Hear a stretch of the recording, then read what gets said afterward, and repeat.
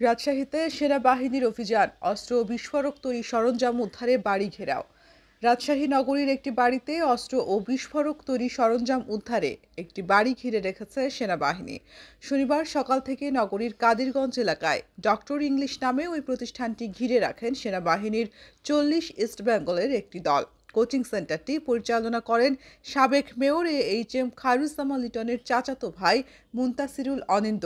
সেনাবাহিনীর সূত্র বলছেন, অভিযান চালিয়ে দুটি বিদেশি এয়ারগান, একটি রিভলভার, কর্টিস এয়ারগান, সীসা 3 বক্স, ম্যাগনেট একটি, দেশীয় অস্ত্র 6টি, জিপিএস একটি, ওয়াকি টকি 4টি, ট্রেজার গান একটি, সিম কার্ড 10টি, বাইনোকুলার একটি, বিস্ফোরক তৈরি সরঞ্জাম, পাসপোর্ট, এনআইডি, মনিটর 6টি, কম্পিউটার 3টি, স্ক্যানার 3টি ও মদের বোতল 35টি উদ্ধার করেছে। তবে এখন পর্যন্ত 40 ইস্ট বেঙ্গলের কোনো কর্মকর্তা আনুষ্ঠানিকভাবে তা নিশ্চিত করেনি। এ বিষয়ে রাজশাহী মহানগর পুলিশের মুখপাত্র গাজীউর রহমান বলেন, সেনাবাহিনীর অভিযান সম্পর্কে আনুষ্ঠানিকভাবে তিনি কোনো তথ্য জানেন না, তবে তারা পুলিশের কাছে হস্তান্তর করলে বিস্তারিত জানানো হবে।